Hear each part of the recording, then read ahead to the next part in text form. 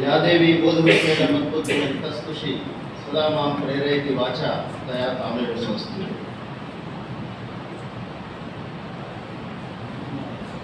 वयमद्य संस्कृतभारत्याः प्रान्तसम्मेलने उपस्थिताः।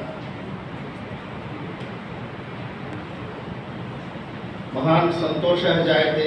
संख्या दृष्ट्वा प्रायः शताधिकजनाः सन्ति इति मन्ये। सार्धैकशतं जनाः।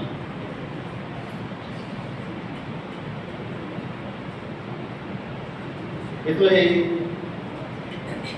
प्रजातन्त्रे काले संख्यायाः अपि बहु महत्त्वं भवति। तर्हि शतजनाः यदि शतगुणिताः भवन्ति तर्हि कियत् कार्यं भविष्यति इति संगठनस्य लक्ष्यं भवति। एकैकोऽपि कार्यकर्ता शताधिकजनान् प्रेरयिष्यति तर्हि क्रमशः कति संख्याकाः भविष्यन्ति। श्रीराम महोदयः बहु उत्साहेन बहुविध प्रेरणाप्रसंगान् श्रावितवान्। पृष्टवान् च सर्वे भवन्तः संस्कृतम् अवगच्छन्ति वा इति। केचन अर्धमनस्काः, केचन तूष्णीं स्थितवन्तः।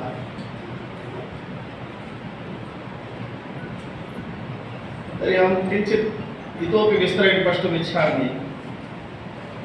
भवत्सु कति जनाः आत्मविश्वासेन वक्तुं शक्नुवन्ति अहं संस्कृतविद्वान् अस्मि। मैं संस्कृत विद्वान हूँ। अच्छा संस्कृत कितने लोग हाथ उठा सकते हैं? आत्मविश्वास है अहम संस्कृत विद्वान अस्मि। समय नहीं उठ पा रहा। ठीक,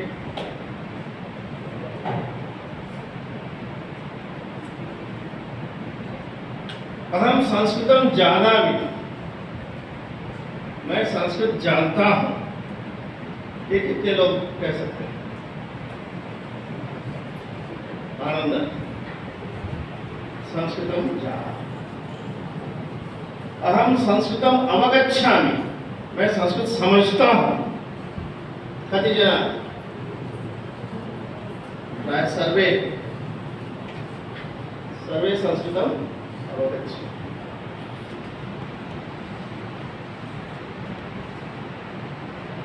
अहम संस्कृत भाषणे समर्थः अस्मि। मैं संस्कृत बोलने में समर्थ हूं। कितने लोग? आनंद।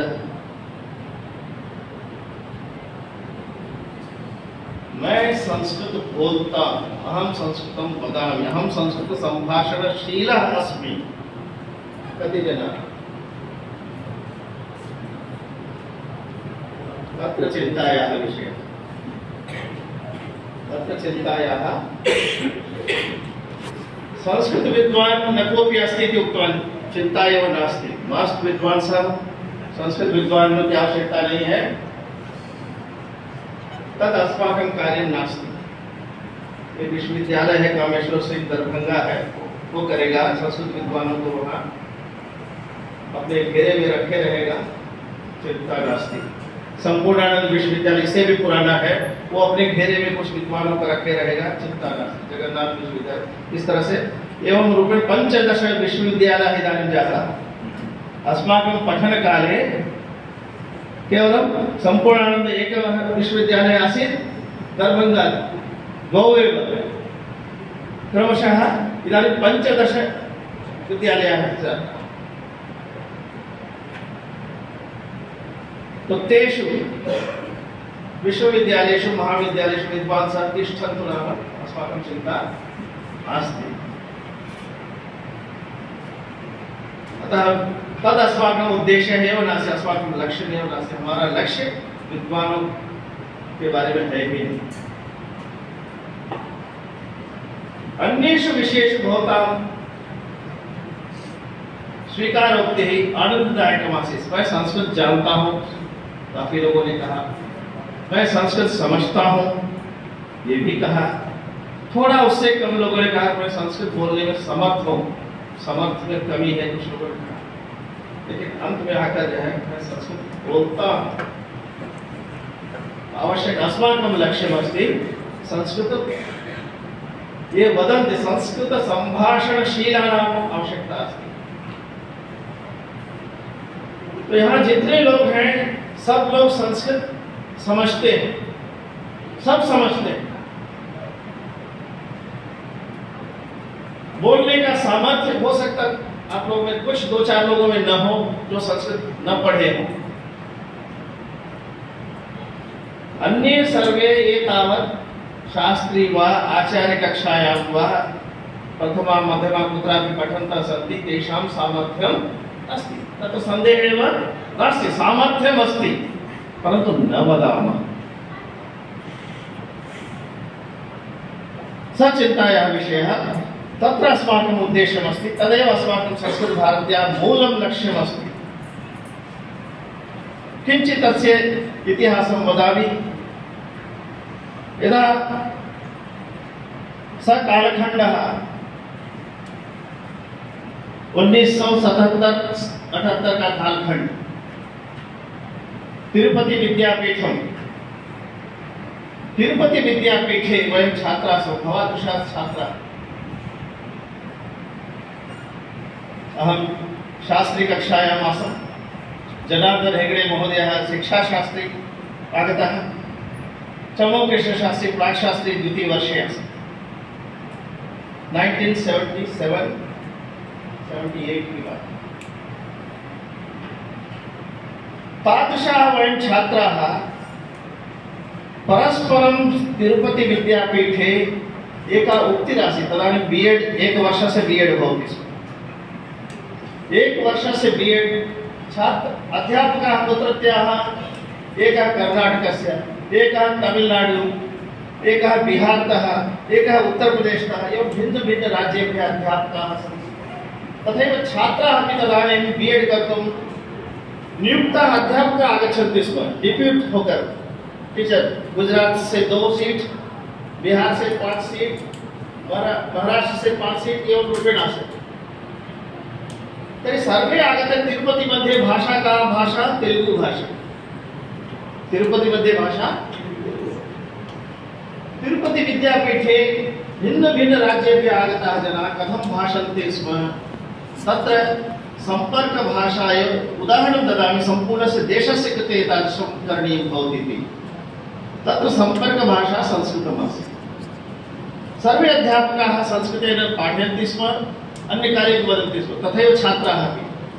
यतोहि अधिकं छात्राः शिक्षाशास्त्री छात्राः, अन्ये न्यूनाः। यदि 60 छात्र बीएड में थे, बाकी 30-40 होते थे, ज्यादा छात्र भी नहीं होते। इसलिए 100 की संख्या मेरे लिए बहुत ही मायने रखती है। तो 100 से अधिक वहां 100-120 छात्र हुआ करते थे। नवमासे गते पीठे कोन भाषेत संस्कृतम्, नवमासे गते पीठे कोन भाषेत संस्कृतम् इति तत्र ध्येय वाक्यमासीत्। 9 महीने का बीएड होता था, 1 साल मतलब 9 महीना, बाकी तो छुट्टियों में हो जाता। और 9 मास में 9 सृष्टि हो जाती, नई सृष्टि होती, नई उत्पत्ति होती। तो 9 ये वाक्य सबको प्रेरित करता था। तर्हि छात्राः तत्र प्रथम श्रेण्यां भवन्तु, द्वितीय श्रेण्याम् उत्तीर्णाः, तृतीय श्रेण्याम् उत्तीर्णाः, यथा कथञ्चित् तेषां ज्ञानं भवतु, परन्तु भाषणे सर्वे संलग्नाः भवन्तु, आनन्देन। सम्पूर्णेऽपि परिसरे संस्कृतेनैव वार्तालापः। तथैव तमिळ्जनः यदि अस्ति, सः हिन्दी न जानाति चेदपि भो संस्कृते एतदस्ति, तमिळ् भाषायाम् अस्य शब्दः कः, सः वदति, तेलुगु भाषायाम् अयं शब्दः, संस्कृतमाध्यमेनैव परस्परम् आनन्देन। भो वयं तेलुगु मध्ये एवम् उच्चारणं कुर्मः, भवन्तः तमिळ् मध्ये किं वदन्ति, हिन्दी मध्ये किं वदन्ति, परस्परं सम्पर्कः, परन्तु संस्कृतभाषा। तावत्पर्यन्तं बहु सम्यक् आसीत्। ततः परम् अस्माकं मध्ये यः पठन् चमूकृष्णशास्त्री, तस्य मनसि आगतं, भो 9 मासे गते पीठे तु सम्यक् अस्ति, अत्र पठनं पाठनमपि तिरुपति विद्यापीठे बहु सम्यक् अस्ति। व्याकरणं सम्यक् पाठयन्ति, न्यायशास्त्रं सर्वं शास्त्रमस्ति, पण्डिताः सन्ति, 9 मासं चलति। अनन्तरं समाजे किं भविष्यति, पुनः अभ्यासमेव न भविष्यति, वार्तालापः न भविष्यति। तर्हि सम्पूर्णतया कथम् अस्माभिः सम्भाषणं करणीयम् इति उद्देशेन तेन कर्णाटके गत्वा तत्र उडुपी मध्ये ये तावत् पेजावर मठाधीशाः अन्ये सर्वे मिलित्वा 1981-82 मध्ये एकम् आन्दोलनम् आनीतं, संस्कृत सम्भाषण शिबिरम्। 1982 80-81 हम लोग साथ थे। 77 से उनका 3 साल शास्त्री भी था।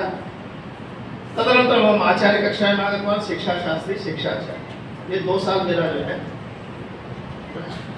एतन्मध्ये कर्णाटके सर्वं तत्र संस्कृत सम्भाषण से वातावरणं निर्मितं। 10 दिनस्य सम्भाषण शिबिरं कथं करणीयम्। ततः परं 83 तः अस्माभिः अपि सर्वत्र शिबिराणि चाल्यते। तिरुपति नगरे चालितं। विश्वास महोदय सर्वप्रथम तस्य सहायकः आसम् 83 मध्ये। मम साइकेल द्वारा विश्वास महोदयं नीत्वा शिबिरचालनार्थं गच्छामि विश्वविद्यालये। अनन्तरं द्वितीयं शिबिरम् अहमपि चालितवान्। ततः एव सदानन्द दीक्षितः लोकभाषा प्रचार समिति किञ्चित् मतभेदेन ओडिसा राज्ये आगत्य लोकभाषा प्रचार समिति आनीतवान्।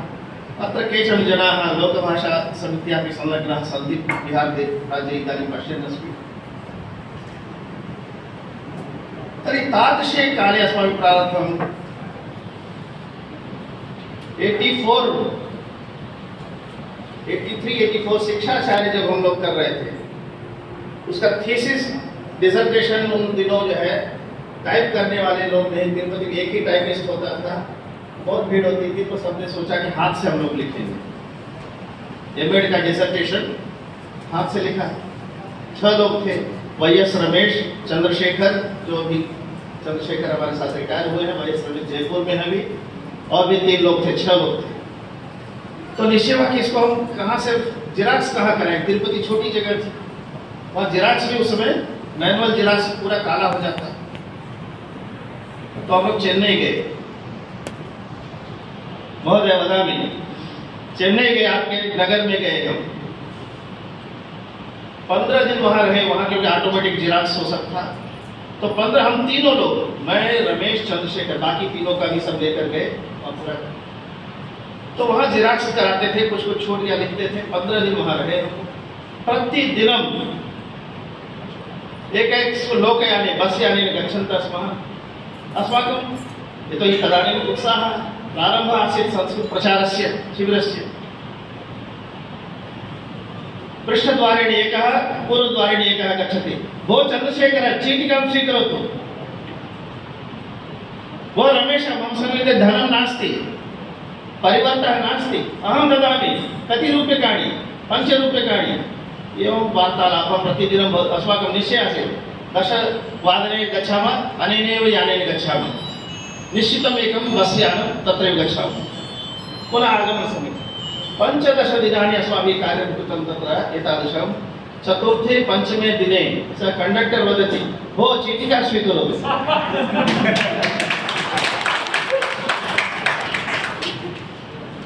परिवर्तः नास्ति, अहं ददामि। ये 3-4 वाक्य उस तमिलनाडु में, उस चेन्नई में, जहां अभी तक भी संस्कृत का विरोध सुनाई दे रहा। आज से 40 साल पहले ये प्रारंभ किया गया था वहां। और बोलने में उनको लगा कि आश्चर्य में ये कोई बोलता है, तो कुछ बोल रहे। तो उसके बाद हम लोगों ने, नाटक होता है, क्योंकि जिस भाषा को हम नहीं बोलते वो नाटक के रूप में करते हैं। कभी ऑटो में जा रहे हैं, बस में जा रहे हैं, ट्रेन में जा रहे हैं, फोन से बात कर रहे हैं, आपस में बोलते हैं, तो लोगों को होता है कि कथम अच्छा बोल रहे हैं, इसमें बोल सकते हैं। तो क्यों? क्योंकि यह काम एतत् कार्यम् अस्माभिः न कृतम्। विगत सार्ध शतवर्षेभ्य द्विशतवर्षे, पिछले 200-150 वर्षों में जो हमने नहीं किया, उसके पहले तो संस्कृत बोली जाती थी, ये हम अच्छी तरह से मानते हैं। 200 वर्ष पहले हमारा सारा शिक्षा ही गुरुकुल शिक्षा थी, आश्रमों की शिक्षा थी, वहाँ संस्कृत में पढ़ाई होती थी, सारे ग्रंथ संस्कृत में ही थे, अंग्रेजी थे ही नहीं पढ़ाने के लिए, अन्य कोई भाषा पढ़ाने के लिए होता नहीं था, सारे शास्त्र संस्कृत में होती थी, शिक्षा मतलब संस्कृत में ही होती थी। और समाज में भी बोली जाता है, नहीं तो कालिदास इत्यादि क्यों लिखते ग्रंथ, किसके लिए लिखे? अगर कठिन है, आज कहते हैं लोग कि बहुत कठिन है, समझ में नहीं आ रहा है, तो कठिन है तो क्यों लिखेगा?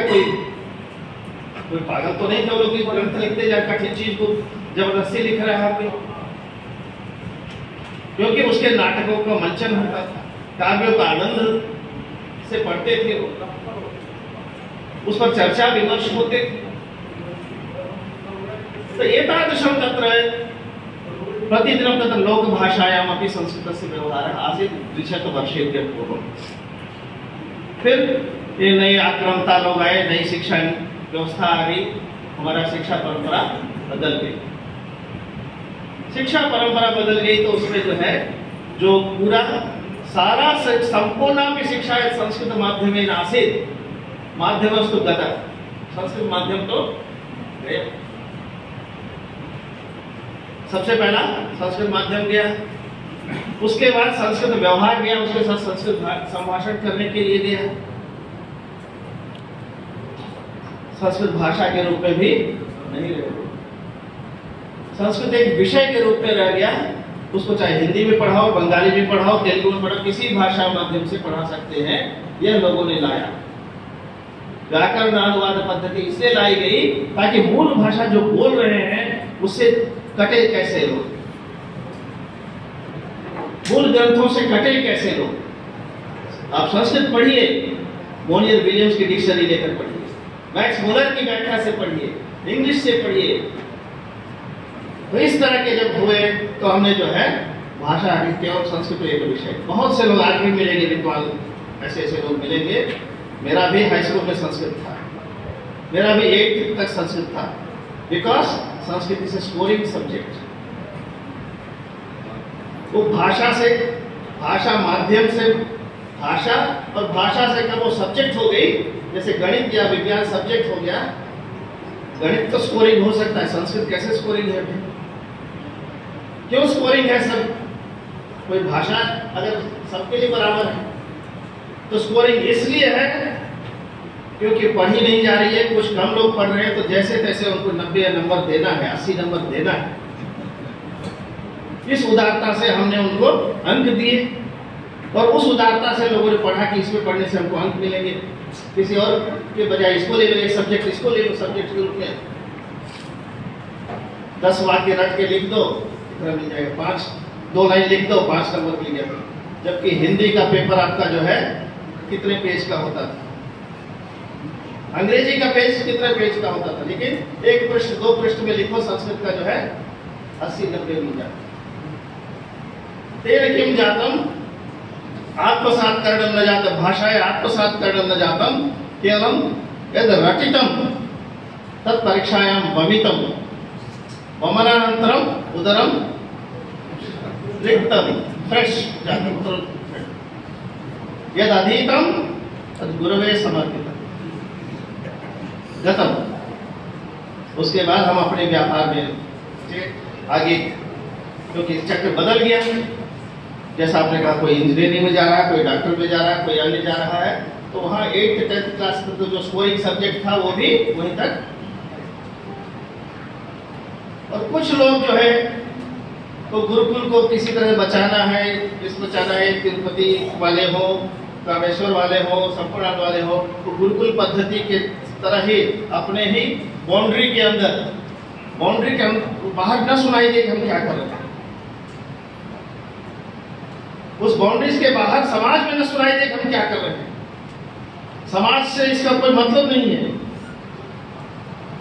वो गुरुकुल जो दूर रहते थे, एक खाली समाज में अंदर रहकर वो गुरुकुल बना दिया लोगों ने, इस तरह से आश्रम बना दिया, इसके बाहर कुछ। वहीं तक सीमित कर दिया इसको।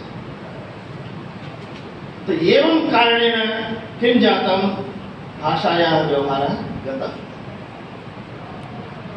भाषायाः व्यवहारः गच्छति चेत् सत्यमेव अस्माकं तदानीमपि वदन्ति स्म, एषा मृतभाषा इति वदन्ति स्म। इदानीमपि वदन्ति एषा मृतभाषा। मृतभाषा इति कदाचित् न वदन्ति, वदन्ति एषा अस्याः भाषायाः व्यवहारः एव नास्ति।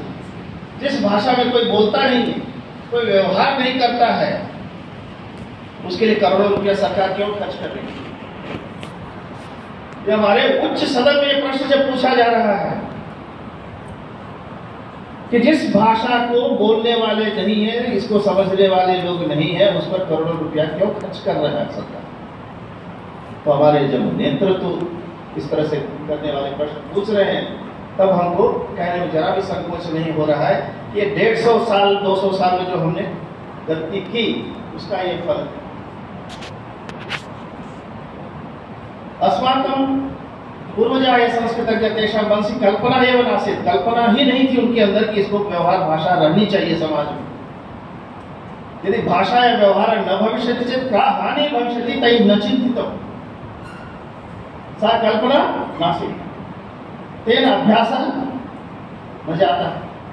तदनंतर इदानीं संकोच आ जाता। जब हमने काम शुरू किया था हम लोगों ने लगभग 40 वर्ष, उस 200 साल में पिछले 40 वर्ष में जब ये काम शुरू किया तो लोगों में संकोच था। अरे आप कहाँ से हम शुरू करें, आप कैसे बोलेंगे? क्योंकि एक से एक भीषण विद्वान, हम न्याय शास्त्री, तर्क विद्वान, ये विद्वान, मम नाम तव नाम इंटरनेट की भवति बहु पांडित्य वेद पांडित्य ज्ञानम अपेक्षितमस्ति। विश्वविद्यालयेषु किं वदन्ति? अस्माभिः international seminar, we have to go for international seminars, we need English, without English how do we go for international seminars, we need Hindi for national seminars. ये तो ही लघु लघु बालकाः संस्कृते वदन्ति चेत् संकोचः भवति। अहं प्रोफेसर अस्मि, अहं वक्तुं समर्थः अस्मि, परन्तु अभ्यासः नास्ति, न वदामि। लघुबालकः आगत्य सः परिचयं ददाति संस्कृतेन, एते संस्कृतभारतीय बालकाः सन्ति, किम् एतेषां ज्ञानं नास्ति। अहं प्रोफेसर अस्मि, विश्वविद्यालयस्य शास्त्री। ये सब हमने 10 साल कम से कम झेला उस समय। महाविद्यालयों में पंडित लोग इस तरह से अभ्यास करते थे और विश्वविद्यालय में प्रोफेसर लोगों को लगता था कि हमारी कुर्सी जैसे हिल जाते, ये क्या बेकार फालतू चीज है। लगभग ये 10-20 साल तक ये चलता रहा, हम लोग प्रचार करते रहे और समाज में इस तरह से अपहास परिहास होता रहा। इससे क्या होगा, इससे क्या होगा, क्योंकि उनको पता नहीं कि ऐसा लगा कि हमारी कुर्सी जैसे खेलती। 20 वर्षाणि प्रायः एतादृशी स्थितिः दृष्टा। तदनन्तरं 2000तमे वर्षे, यदा 2000तमे वर्षे अस्माभिः संस्कृतवर्षम् आयोजितं मुरली मनोहर जोशी महोदयानां काले, मन्त्रित्वकाले संस्कृतवर्षं तदनन्तरं UGC द्वारा अपि स्वीकृतं।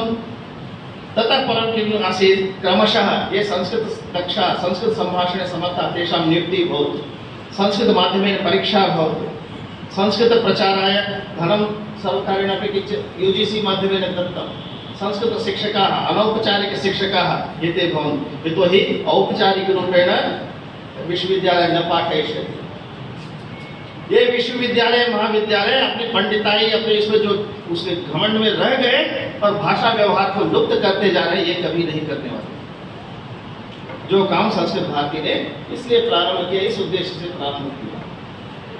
फिर सीधा प्रश्न होता है 9 मास के बाद हम क्या करें, कैसे बोलेंगे? भाई आपने तो न्याय मुक्तावली पढ़ा दिया हमको, न्याय मुक्तावली से हम आपस में कैसे बात करेंगे जाकर? ये रस सिद्धांत पढ़ा रहे हैं, काव्य प्रयोजन पढ़ा रहे हैं, काव्य प्रयोजन से आपस में कैसे बात करेंगे? वहां तक तो हमने रख लिया। ये इको एची वो सब पढ़ा रहे हैं, आपको सवर्ण दीर्घ पढ़ा रहे हैं, उसके बाद हम कैसे बोलेंगे? तो ये उस बीच में कुछ लोगों ने और इसका जो है लोगों ने नाम कर दिया देवभाषा। देवभाषा, देवभाषा नाम है देवानाम भाषा, देवानाम भाषा, देवभाषा षष्ठी तत्पुरुष, देवानाम भाषा देवभाषा देवलोकं गच्छतु। देवानां भाषा मनुष्य लोके कः किं प्रयोजनम्? देवानां भाषा बहुपूज्या आसीत्, देवानां भाषा करके जो है इसको देवलोक भेजने लगे तो उससे थोड़ा हटे, अरे हमारी भाषा नहीं, क्योंकि हमने उसको अपने महाविद्यालय तक सीमित किया, बाकी लोगों के नहीं, ये केवल देवालय तक सीमित है, ये मंत्र पढ़ा कर अभी जो है लोग देवालय भाषा हो गया। ये किसी वर्ग की भाषा है, देवालय में कुछ लोग काम करते हैं, उस वर्ग की भाषा है। उससे थोड़ा हटा ये महाविद्यालय में जो है सरस्वती की भाषा है, पुस्तकालय में बंद है, अलमारियों में किताबें, सरस्वती भाषा पुस्तकालय भाषा। उससे थोड़ा उठा तो हमारे दिमाग में रह गया, गुरुजनों के बीच में रह गया।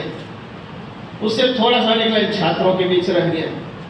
इतने तक देवलोक से लेकर देवालय, देवालय से लेकर पुस्तकालय, पुस्तकालय से पंडित, पंडित से लेकर कुछ छात्र, इतने में ही वो जलेबी घुस गई हमारी समाज में। इस जलेबी का आनंद समाज ने